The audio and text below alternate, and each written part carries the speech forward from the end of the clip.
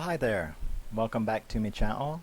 If you're new here, my name is Rusty, and this is my channel where I talk about me favorite horror movies, take a little deep dive where I blabber on about why I love them, and so forth. It's also a channel where, on occasion, I get silly and headbang to my favorite my favorite music and stuff like that. And things have been a little slow because of the weather change down here has me sick as a dog. And now, yesterday I did a little movie marathon, and I'm going to be doing those movies. And we're going to do tonight, as the title said, we are going to take a little dive into Christian Bale. Take that however you want. And we are going to do American Psycho, the unrated edition. Yes, yes, yes. American Psycho. Now, American Psycho was released in the year 2000. It stars Christian Bale, Justin Theroux, Josh Lucas, Reese Witherspoon, Jared Leto, Willem Dafoe. So it's, pretty well known. It's amazing that it's this old. I mean, like, when I went to look at the info and I saw it was 2000, I was like, God, time flies. I can't believe it's that old. So, we're going to start off with a little trivia about the movie that I found very interesting, or one of the most interesting little points of trivia about it is that, when the producers got together to make this movie, they wanted Christian Bale, and they hired Christian Bale. They gave him the role. He was preparing for the role. He wanted the role and was excited about it. And behind his back, at a movie festival, like Sundance, something like that, at a movie festival, the producers announced this upcoming movie that they were going to do, American Psycho. And they announced the cast, and starring as Patrick Bateman was Leonardo Dicaprio. Now, Christian Bale had to hear about this over the wire, when he saw the article. He had no idea. They had not contacted him or anything. And we all know about Christian Bale's supposed antics and his personality and his anger issues and everything else. So I was pretty amazed, because he really was just like flabbergasted that he was preparing for this role, had been given this role, and they announced publicly, without ever saying a word to him, that Leonardo DiCaprio. Now, I don't dislike Leonardo. Um, you know, Personally, I don't think he's aged very well. But I love a lot of Leonardo DiCaprio movies. I love The Beach is one of my favorite. I love The Aviator. I love Romeo and Juliet and The Basketball Diaries. And granted, I'm not a freak for Titanic or anything, but I like the movie. So I don't really have a problem with Leonardo DiCaprio, but when I heard this bit of trivia, I was like, no, no, no, no, no, no, no, no, no, no. I'm not saying Leonardo can't do crazy. I mean, look at The Aviator. But Leonardo DiCaprio is not Patrick Bateman. I don't know what the producers were thinking, other than maybe it was his star power or something. I don't know. But interestingly enough, DiCaprio screwed them, which I think was both ironic and appropriate, because he started complaining about the subject matter and the scenes and things like that. And I'm like, well, of course he did. He can pee in a jar in The Aviator, but, I and then I had to think, has Leonardo has DiCaprio ever showed his ass in a movie? If he did, obviously it didn't make a very big impression, and asses make an impression on me. And I don't recall. I'd have to Google it. He probably came pretty close in The Aviator, but I don't recall him. Did he do it in Wolf of Wall Street? And we'll get to the reason why I'm bringing that up in just a little bit. But yeah, DiCaprio complained about the subject matter and basically screwed them and backed out on it. They then went back to Christian Bale, who, now that we know his alleged personality, it's kind of interesting that he just forgave them because he wanted to do this movie, so role so bad that he forgave them and did it. So that's how we have Christian Bale as Patrick Bateman, because they had originally given the role to him and then behind his back took it away, gave it to Leonardo DiCaprio, who completely pussed out on it. So yeah, oh, I like Shutter Island too, real good. But yeah, that's an interesting bit of trivia in my opinion about this movie, how it was taken from him, and we almost had DiCaprio instead, who could never have pulled it off in my opinion, because there is no other Patrick Bateman except for Christian Bale. And yeah, so this movie opens with the weird restaurant scene, which kind of puts you right into the atmosphere of what this movie is all about, and that is yuppie hedonism and the fancy dinners and stuff like that. Um, it starts out with him and his little friends, Josh Lucas and all of them. His little friends bitching about the other clientele at the restaurant and being gossipy hens. It's a hen party. Him and his little friends have a hen party all the way through this movie. Every time they get together, it's a little hen party, talking about everybody, and I think that's a really cool aspect of it. So they then move on to a nightclub that night, where we get to see. These socks are really loud under a black light, aren't they? But I've been playing with all kind of different colored lights all around the room, so it's kind of neat. But so they moved to a nightclub, which has one of my favorite techno songs, "True Fate." So that always like hits my nostalgia bone when that scene comes up, because "True Faith" is one of by New Order, is one of the best dance techno songs that's ever been made. So we have that scene, and this is where we see the first inkling that something is wrong with this dude, and that is when the bartender doesn't get him his drink fast enough, and he says it supposedly, and we'll get to that too. He says it really loud, that he's going to cut her throat, and kill her, and she acts as though she never heard it. Oh well, maybe the music was loud, wink wink, I don't know. Um, so that's the first scene that we see this flash of anger from him. And he goes back to his apartment, and I guess it's the next morning, and we get to see this fantastic routine where he talks about his body health and his skincare. Now, the reason that you know, this is my channel, and I'm doing these movies for my reasons. Um, I re- I really love this scene in the apartment, not just for the infamous shower scene, but I love it because I am really like that. Not the exercise shit, unfortunately. I have a Jane Fonda stair step thing that I use, but when he starts going into his shampoo and his hair routine and his skincare, that's the big one. When he starts doing his little skincare spiel, I'm literally laughing my ass off, and this is why.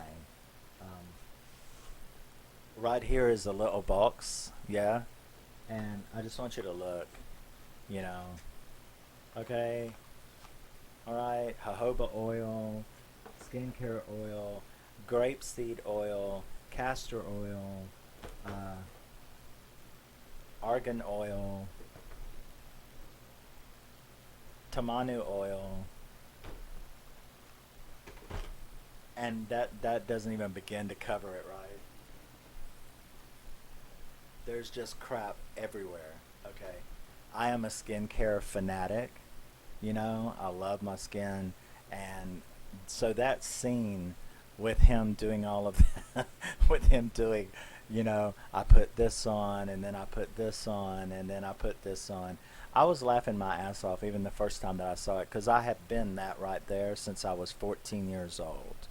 And it's a really, I might do a skincare video one day for men, for guys, skincare. And there's a very interesting story about how I became obsessed with skincare when I was just 14. Because usually a 14-year-old boy isn't gonna, become obsessed with their skincare. It had to do with my uncle looking 60 when he was only 30 because of an addiction to sun tanning, and it literally scared me. And I became obsessed with skincare at that point.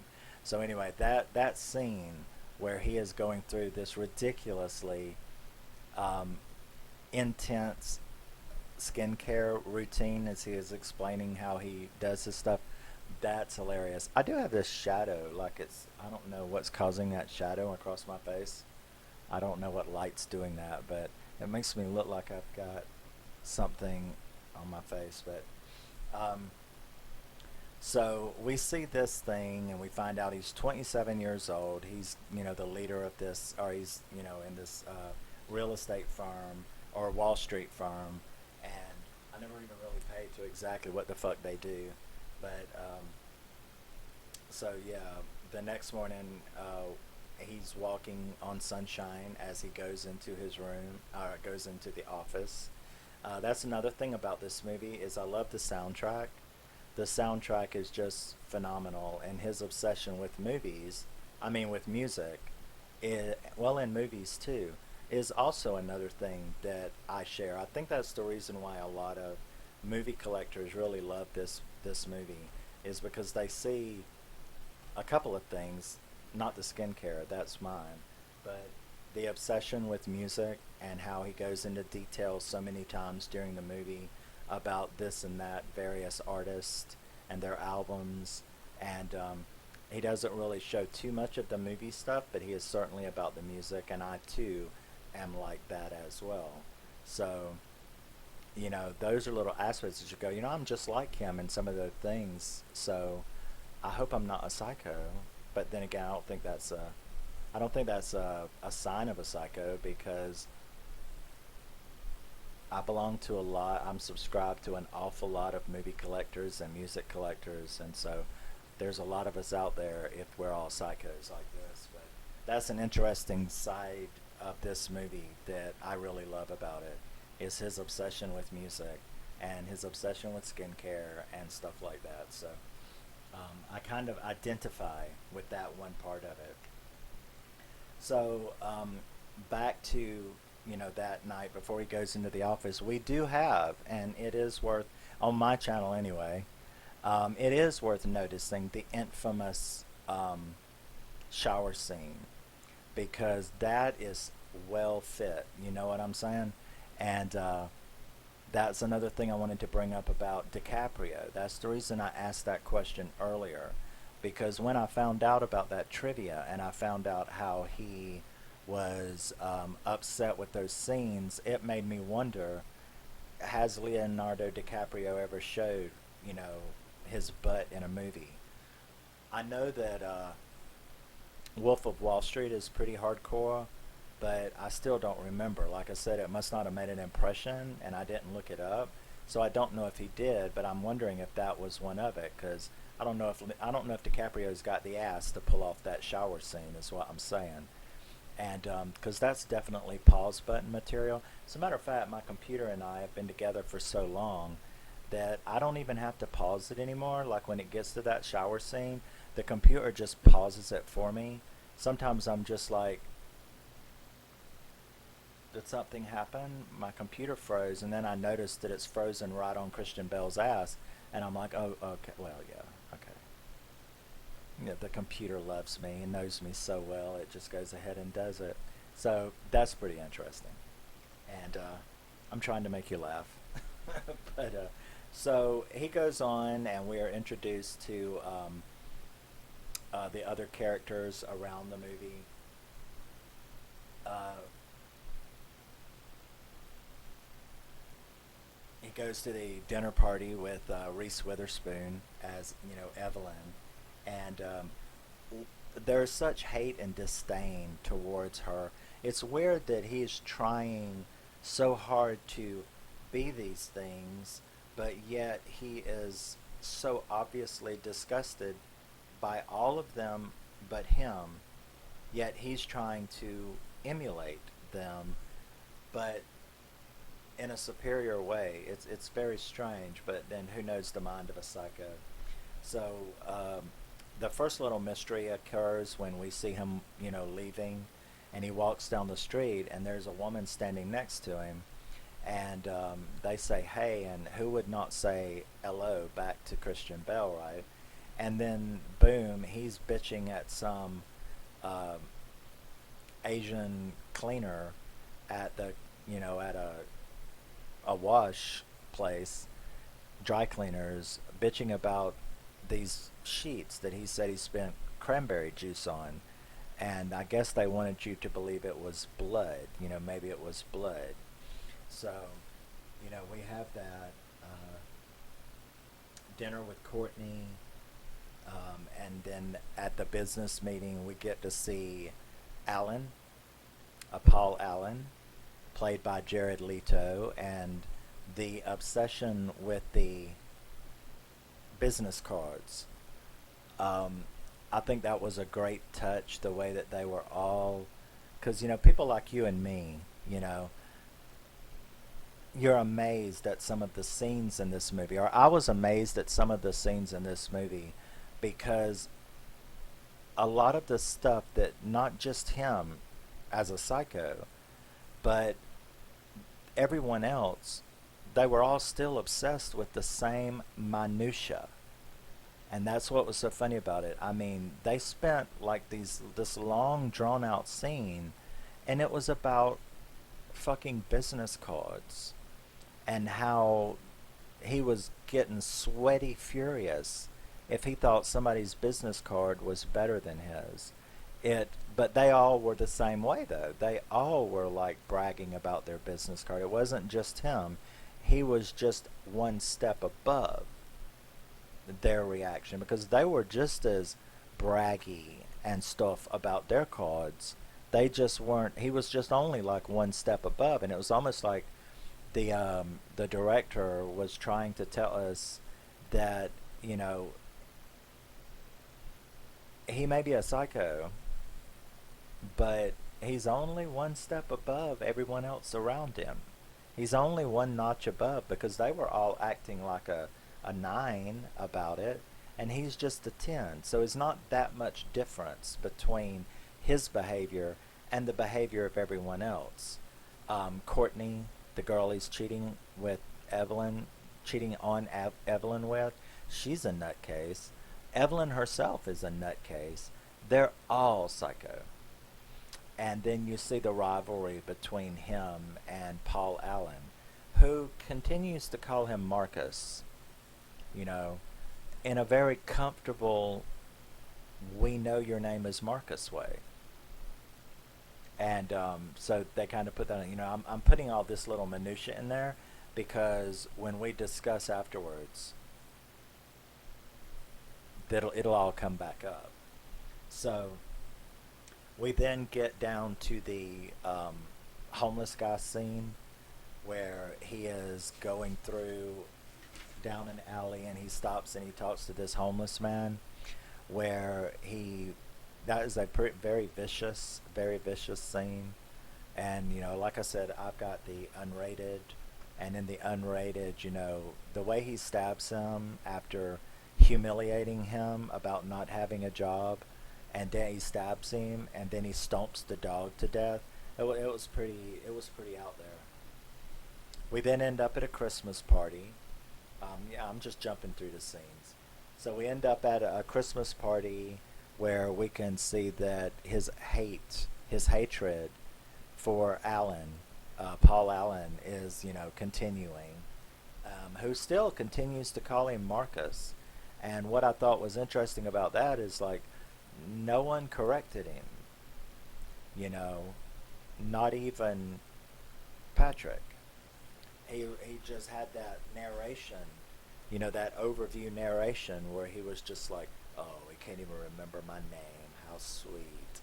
And but regardless of what you say, there's still nobody corrected him, and throughout the whole movie, nobody corrects it about this situation, which I think is what some of the other side tries to use when we get to the debate about whether this movie was real or not, or whether this stuff was real or not. So he then invites Alan back to the apartment, where I guess he's too drunk. He finally does notice that, why do you have newspaper all over the floor underneath the chair and everything's covered up? And we have this really awesome psychotic scene where he, goes on this diatribe about Huey Lewis and the news, and then cuts him up with an axe, whacks him, pulls a Lizzie Borden on him, and whacks him all up, and goes and disposes of the body, and goes to what he says is Paul's apartment. And he goes to Paul's apartment and makes it look as though he left on a vacation to London. So we're back at the next good scene, is where we get to see Willem Dafoe as Detective Kimball, who comes in and starts asking him questions about, this guy has supposedly disappeared, and wants to know, what he thinks about it. And that's a really good, that is a fantastic bantering scene between the two, where Christian Bale tries to fight his nervousness and yet innocence, because he does seem innocent, and yet we think that he's not. And Willem Dafoe is, wanting to know an alibi, wanting to know, where he did it, where was he at, what was he doing, all of this kind of stuff. And we're then taken back to the apartment, where we get to see Patrick exercising furiously to the Texas Chainsaw Massacre, which is playing on this TV. And, he then goes out, picks up a prostitute, calls another prostitute, brings them there, and has a threesome, because also during that little routine of the afternoon, he was also watching an adult film. And he basically made this threesome exactly like the film that he was watching. He even filmed it. And then we get, they do all of this stuff, and he like basically redoes that film in real life, the adult film. And she leaves, and nobody is hurt. Well, they're hurt, obviously, because the next time he tries to pick her up, we get all of that. So,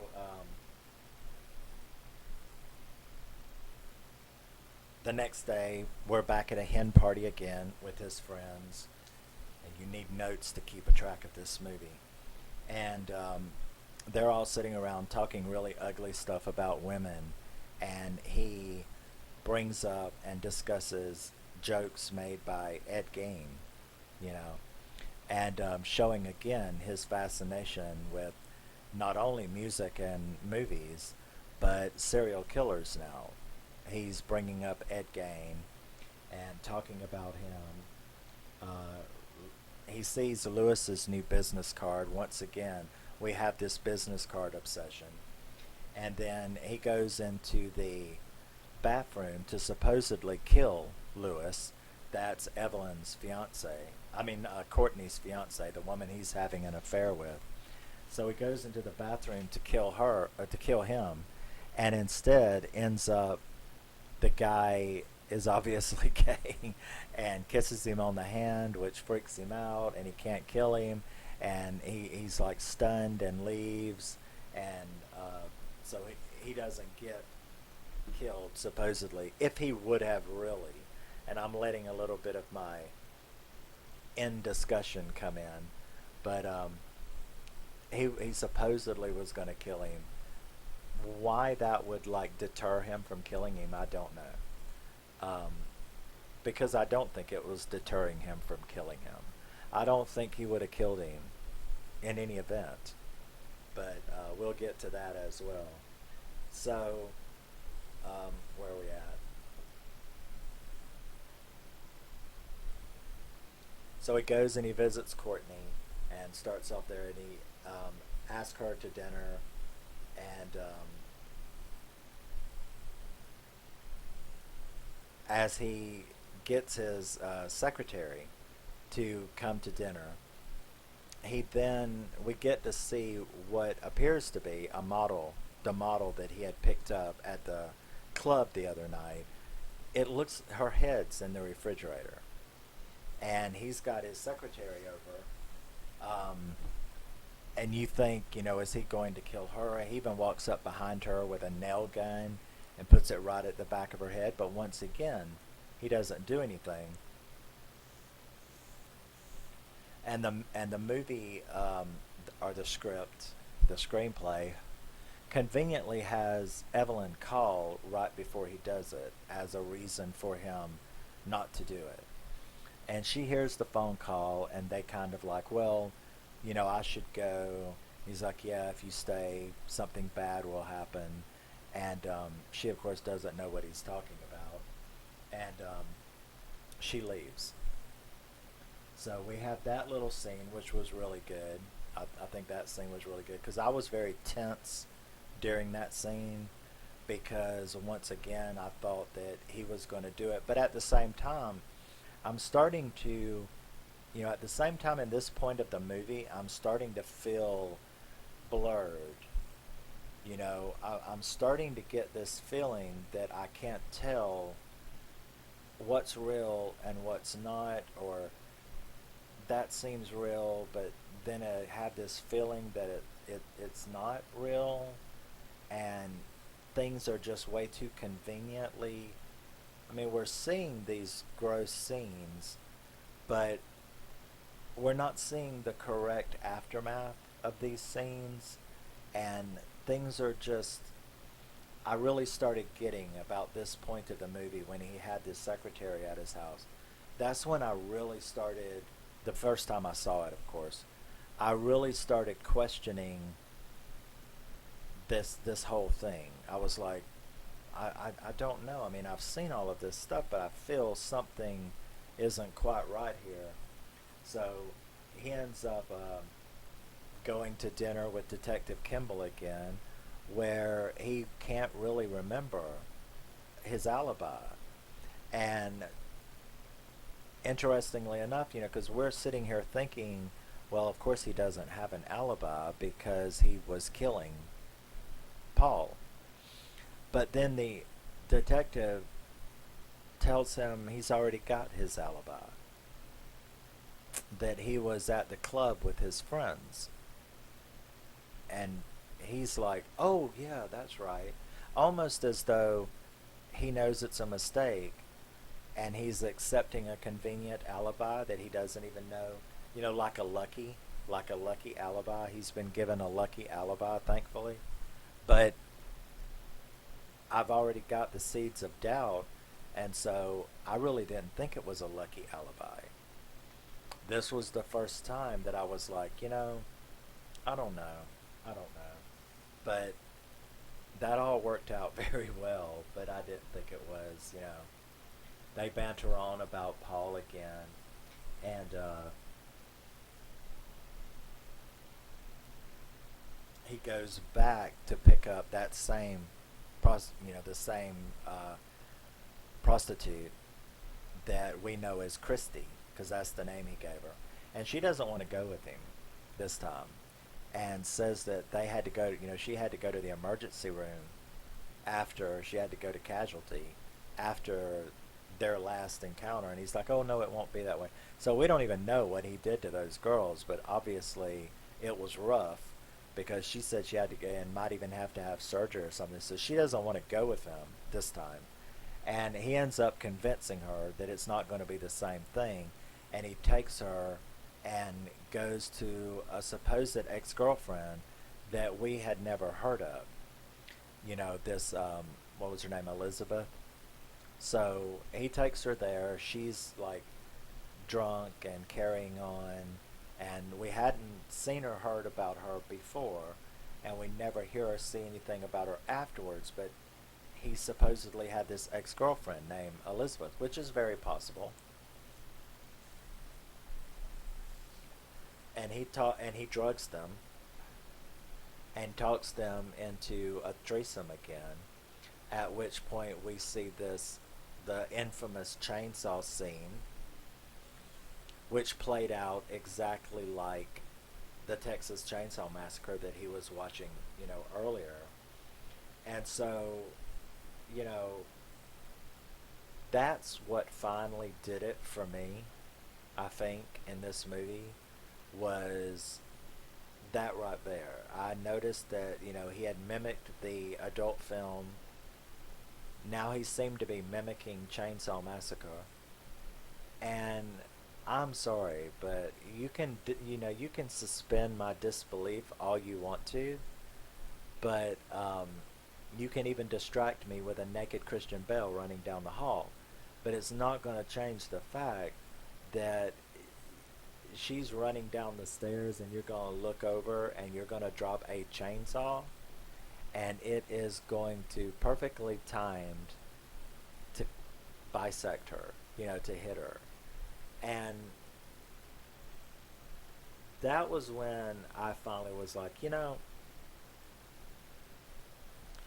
I don't think any of this shit is really going on. I think all of this stuff is taking place in his head, because that was like, you got a chance of winning the Powerball. You got like a lot more chance of winning the Powerball than you are going to throw a chainsaw down there with 10 floors, and you are going to happen to land on it. Come on. It's just not. So he then, after we have that scene, which was an amazing scene, it's just not real. He goes and he breaks up with Evelyn, who acts like a total dweeb, but then they all are dweebs, and so when he gets out of there, he goes to a teller machine to get some money, and the teller machine tells him, feed me a stray cat, feed me the stray cat, because there's a stray cat sitting there. And that's when I said, see, don't play. I mean, he is a psycho. He's just not fulfilling any of it. So then he pulls out a gun, and it becomes like, what, for 10 minutes it becomes a Bruce Willis movie. He pulls out the gun, he pops this random woman who is just kind of shocked at him trying to stuff the stray cat into the teller machine. And, or we call them cash points, but he's trying to stuff the cat into cash point, and he shoots her, and then, here comes all the cops, and they corner him in an alley, or outside of an alley on the other street, and with a handgun, he like blows up the cop cars and shoots them. And he even there's this moment when that's going on where he looks at the gun. He blows it's Bruce Willis glory, right, from Die Hard, and he like looks at the gun like, wow, what the fuck? And he goes on and he shoots a few more random people, gets away, gets into his apartment, and you've got like the SWAT team helicopters are like shining directly. I was like, how would they know that he went to that apartment? And they're shining the light directly into the into the apartment, and he's in full Bruce Willis mode, and he calls his lawyer and confesses all of this stuff. You know, I'm so sorry. I've lost my mind. I've killed all these people, and I killed Paul Allen. You know, and I'm a nutcase, and I've done all of this. So yeah, he calls the lawyer and admits killing all those folks. Next day, he goes back to the apartment, and he's wearing like a mask. And the reason he's wearing a mask is because, like he told the lawyer, he had like the Snowtown murders in Australia. He had Paul's body dissolving in a big blue barrel, a barrel dissolving in acid. And we, of course, when he was chasing Christie, we had seen the bodies hanging in the closet of these other women that he had killed. So he goes back to that apartment, I guess, to clean up or do whatever. And instead, he walks in on a real estate agent. The apartment is has been cleaned out. He's been repainted. Um, and they're like, who are you? Are you my 2 o'clock? No.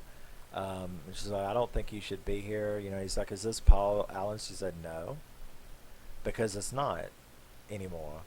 And told him to leave, and he said that he wouldn't be back, and then he takes off, and then he goes to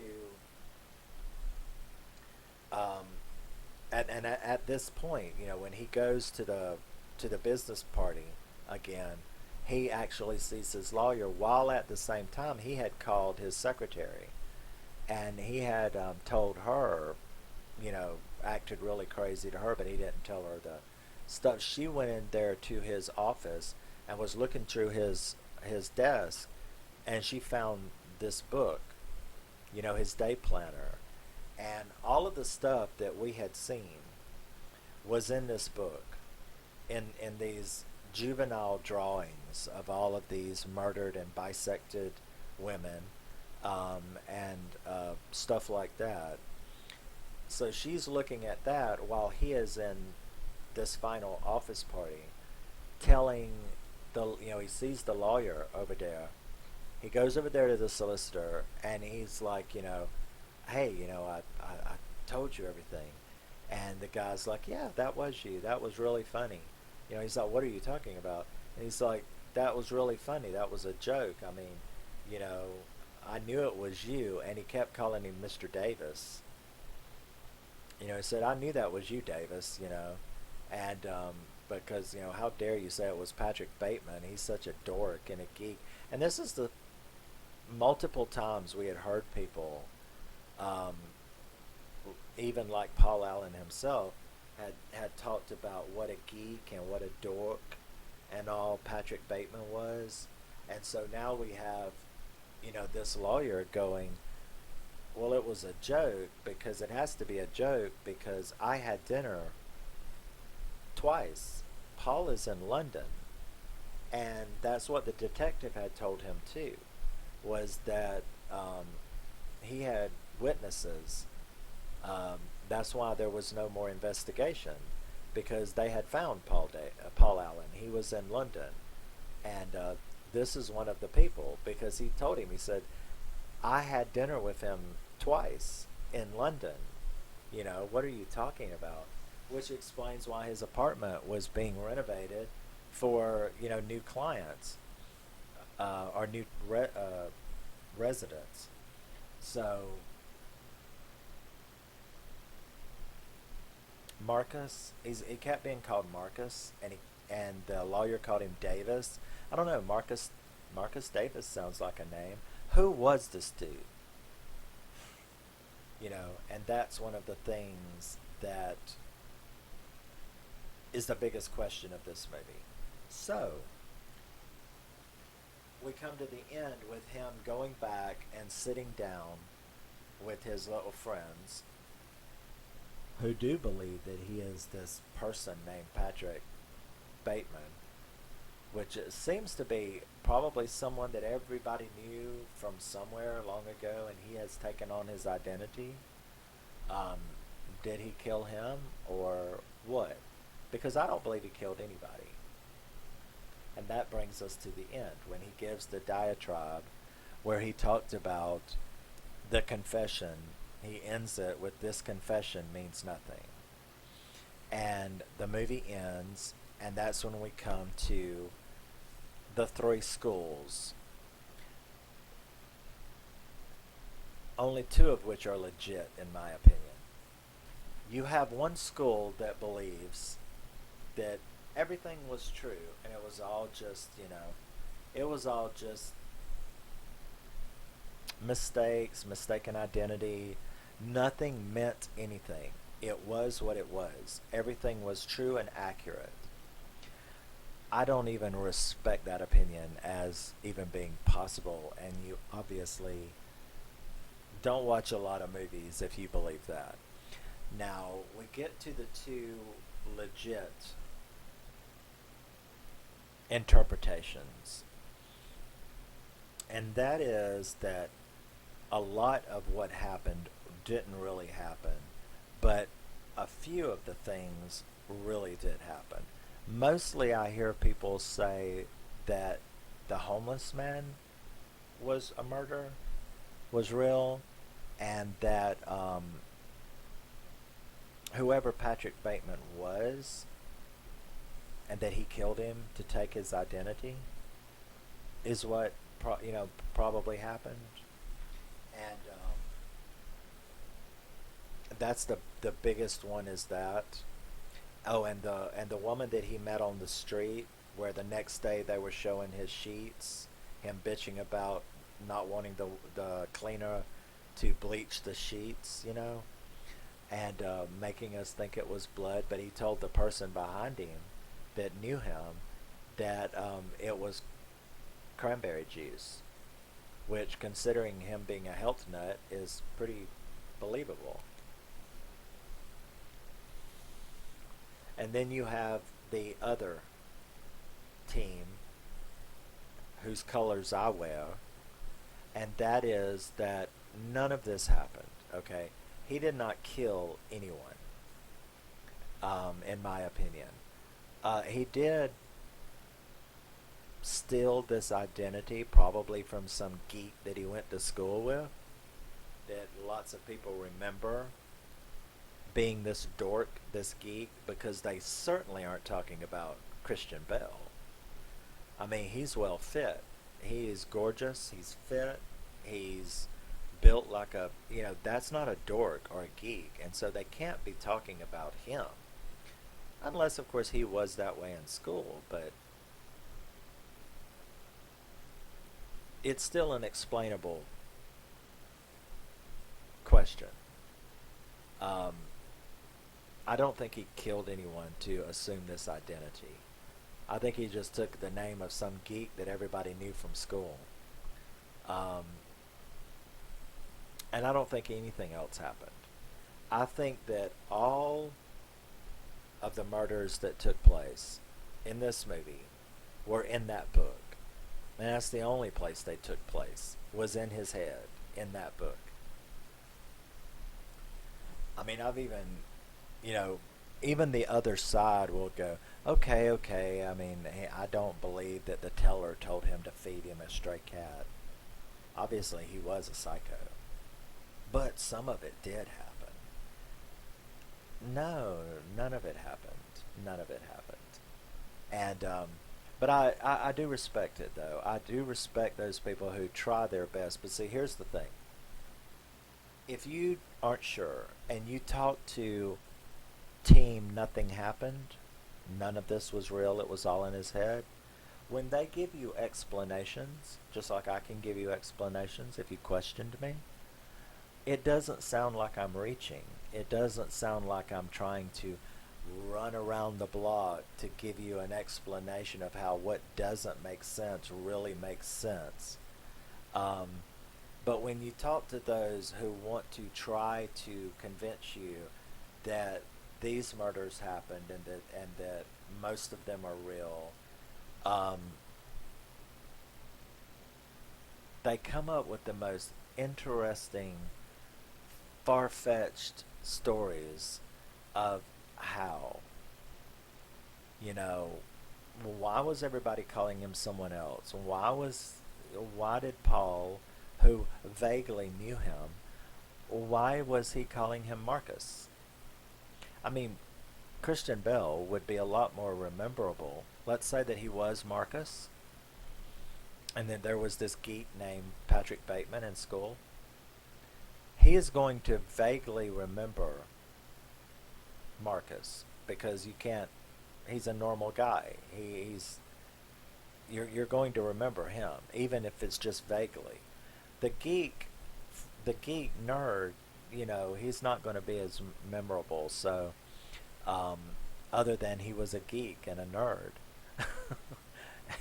So when they tried to explain, because I've looked at all of the, I've looked at all of the debate articles, I've looked at all of the fan sites, when they're debating with each other, and that's the one thing that I noticed was that those people on the trying so hard to prove that some of these things happen, the physics of the chainsaw going down the stairwell, um, how all of these bodies, you know, oh, Paul, they just, somebody just mistakenly thought that they were having dinner with Paul Allen in London, even though these people know Paul Allen, right? But they were just mistaken. It was just, that whole bunch of yuppies, they mistake each other all the time. And I'm like, really? Really? You want to, really? You know, and, the physics of the chainsaw going down, they'll try to explain that away. And his apartment, what was the explanation? It was, oh, well, that was the most, that was like a really exclusive apartment. I mean, you're talking about one of the most expensive parts of town. So, according to them, there is a giant conspiracy between the owner of the apartment complex, the condo, whatever, and the real estate agent, and they just like cleaned up a apartment full of bodies, including a drum with Paul Allen's decomposing body in acid, to protect the selling price of this condo, because nobody would want to rent a murder house. Well, I mean, I'm not saying that people are above it. Some people, might would do that, but that's only one piece of this puzzle. You know, there are so many things in this movie that tell you that this is not real. Um, his meticulousness, his OCD, his his intense knowledge about the bands and how he emulates everything, how he emulated the porno movie, how he emulated Texas Chainsaw, how everything is incorporated into the things that he does, and yet you want me to believe that this guy, and please explain to me the Bruce Willis episode, okay? Please explain how the SWAT team with a helicopter, with a copter shining lights through his house and him confessing to a lawyer. The SWAT team, what are they going to do? I mean, they attract him to his apartment and then they just decided to go, never mind. I mean, he killed, what was it, 4 or 5 people in this little Bruce Willis rampage through town, blowed up cop cars and everything, and there was nothing. He just went to sleep and we see him go into that final party the next day where he talked to the lawyer.